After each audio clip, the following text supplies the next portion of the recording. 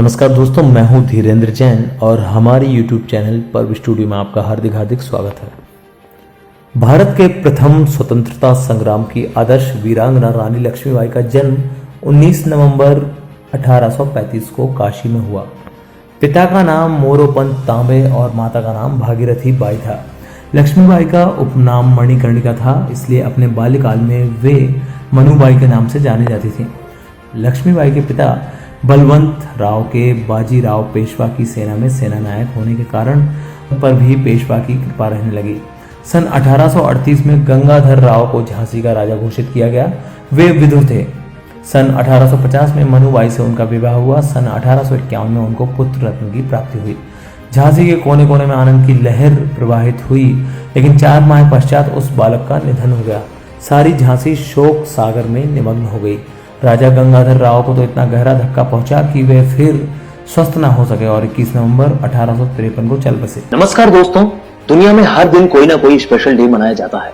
इन्हीं special day से जुड़ी हुई जानकारियों के लिए हमारा चैनल पर्व स्टूडियो सब्सक्राइब करें और दबाएं बेल आइकन, जिससे कि आपको हमारे आने वाली वीडियो की नोटिफिकेशंस आसानी से मिलती रहे। महाराजा का निधन महारानी के लिए असहनीय था, लेकिन फिर भी वे घबराई नहीं। उन्होंने विवेक नहीं खोया।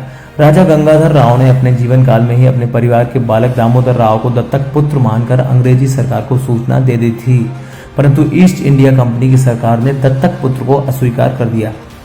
27 फरवरी 1854 को लॉर्ड डलहौजी ने गोद की नीति के अंतर्गत दत्तक पुत्र दामोदर राव की गोद अस्वीकृत कर दी और झांसी को अंग्रेजी राज्य में मिलाने की घोषणा कर दी।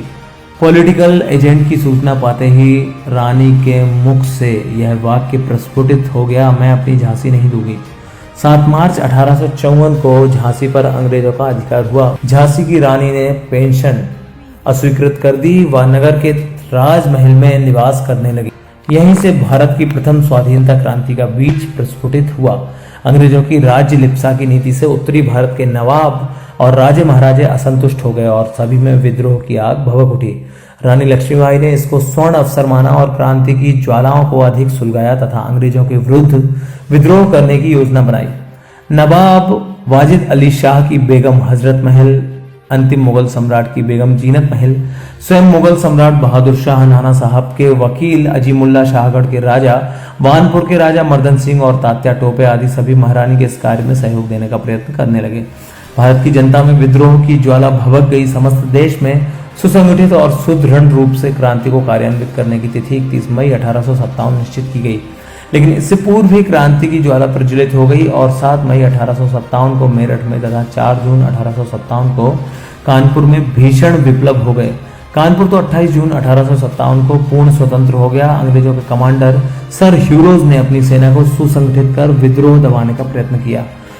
उन्होंने सागर, गढ़ाकोटा, शाहगढ़, मदनपुर, मणखेड़ा, वानपुर और तालबेहट पर अधिकार किया और नृशंसतापूर्ण अत्याचार किए।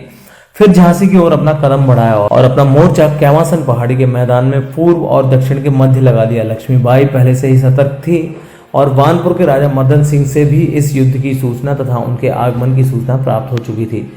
23 मार्च 1858 को झांसी का ऐतिहासिक युद्ध आरंभ हुआ।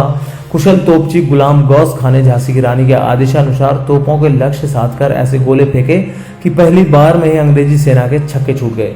रानी लक्ष्मीबाई ने 7 दिन तक वीरतापूर्वक झांसी की सुरक्षा की और अपनी छोटी सी सशस्त्र सेना से अंग्रेजों का बड़ी बहादुरी से मुकाबला किया। रानी ने खुले रूप से शत्रु का सामना किया और युद्ध में अपनी वीरता का परिचय दिया। वे अकेले ही अपनी पीठ के पीछे दामोदर राव को कसकर घोड़े पर सवार हो अंग्रेजों से युद्ध करती रही। बहुत दिन तक युद्ध का क्रम इस प्रकार चलना असंभव था। सरदारों का आग्रह मानकर रानी ने कालपी प्रस्थान किया। वहां जाकर वे शांत नहीं बैठे। उन्होंने नाना साहब और उनके योग्य सेनापति तात्या टोपे से संपर्क स्थापित किया और विचार विमर्श किया। रानी की वीरता और साहस का लोहा अंग्रेज मान गए, लेकिन उन्होंने रानी का पीछा किया। रानी का घोड़ा बुरी तरह घायल हो गया और अंत में वीर गति को प्राप्त हुआ, लेकिन रानी ने साहस नहीं छोड़ा और शौर्य का प्रदर्शन किया। कालपी में महारानी और तात्या टोपे ने योजना बनाई और अंत में नाना साहब, शाहगढ़ के राजा, वानपुर के राजा मर्दन सिंह आदि सभी ने रानी का साथ दिया। रानी ने ग्वालियर पर आक्रमण किया और वहां के किले पर अधिकार कर लिया। विजयोल्लास का उत्सव कई दिनों तक चलता रहा, लेकिन रानी इसके विरुद्ध थी। यह समय विजय का नहीं था, अपनी शक्ति को सुसंगठित कर अगला कदम बढ़ाने का था। इधर सेनापति सर ह्यूरोज अपनी सेना के साथ संपूर्ण शक्ति से रानी का पीछा करता रहा और आखिरकार वह दिन भी आ गया जब उसने ग्वालियर का किला घमासान युद्ध करके अपने कब्जे में ले लिया। रानी लक्ष्मीबाई इस युद्ध में भी अपनी कुशलता का परिचय देती रहीं। 18 जून 1858 को ग्वालियर का अंतिम युद्ध हुआ और रानी ने अपनी सेना का कुशल नेतृत्व किया। वे घायल हो गई और अंततः उन्होंने वीरगति प्राप्त की। ऐसी महान भारत को गौरवान्वित करने वाली झांसी की रानी वीरांगना लक्ष्मीबाई वास्तविक अर्थ में आदर्श वीरांगना थी। दोस्तों, आशा करता हूं दी हुई जानकारी से आप सभी संतुष्ट होंगे और अगर इसी तरह की तमाम जानकारी आप सभी चाहते हैं तो हमारे YouTube चैनल पर्व स्टूडियो को लगातार देखते रहें व इस पर बने रहें। धन्यवाद।